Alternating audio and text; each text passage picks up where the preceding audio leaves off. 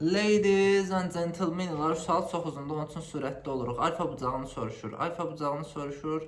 Deməli, buralara A deyirəm. Bura A deyəndə radiusumuz 2A olur. Bura kvadratda bura A olur. Pifagordan bura kök 5A olur. Bura gətirəm bir dənə qamma bucağı deyirəm. Bura beta bucağı deyirəm. Qamma plus beta 90-a bərabərdir. Burada açıq bucağı üzərində 90 var, beta var. Deməli, bura qammaya bərabərdir. Bura qamma, bunu tapandan sonra gətirəm, bunu endirirəm. Bura 90 dərəcə olur, çünki diametrə söykənir. Bura 90 dərəcə, bura qammadırsa, bura beta olur. Deməli, nə alıram? Bundan bu böyük üçbucaqlar oxşardılar. Böyük üçbucaqda 90 qarşısında durur 4A, kiçik üçbucaqda 90 qarşısında durur kök 5A, bərabərdir. Böyük üçbucaqda betanın qarşısına bir x deyirəm, kiçik üçbucaqda betanın qarşısında durur 2A. X-i buradan tapıram, 8A bölünsün kök 5.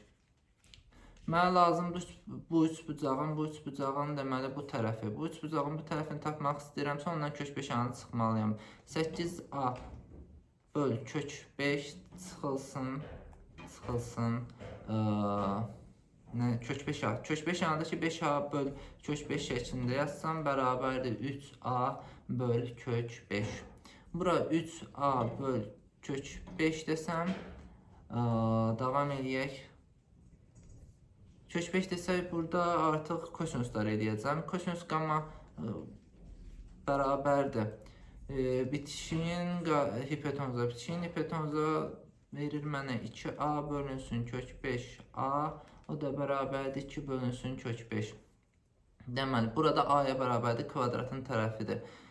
Onda biz bu tərəfə bir y desək, y-in kvadratı bərabər olar nəyə? A-nın kvadratı üstə gəlsin. Bu 3A bölünsün kök 5'in kvadratı 9A'nın kvadratı böl 5 çıxılsın 2 kosinus gamma 2 böl kök 5 devam 2 böl kök 5 vurulsun A vurulsun 3A böl kök 5 böl kök 5. Bu ifadəni sadələşdirsək burada nə qalırdı?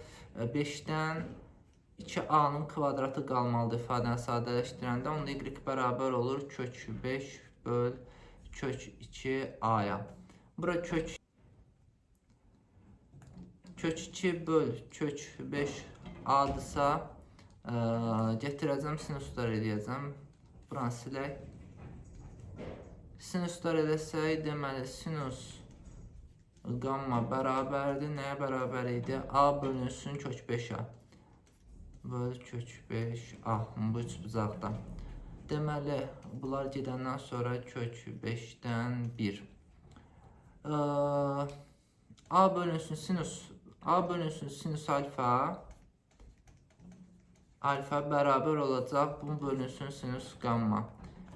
Kök 2 böl kök 5A bölünsün sinus gamma. Sinus gammanın da yerinə bunu qoysaq, kök 5 yuxarı qalxar, 1 aşağı düşər. Kök 5'lər gedəndən sonra hər tərəfi də A'ya bölərəm. Sinus alfada 1 mənə verər kök 2. Sinus alfa bərabərdir kök 2'də 1'ə, o da bərabərdir kök 2 böl 2'yə. Biz bilirik ki, kök 2 böl 2'də ki, sinus alfa 45'də alır. Cavab 45.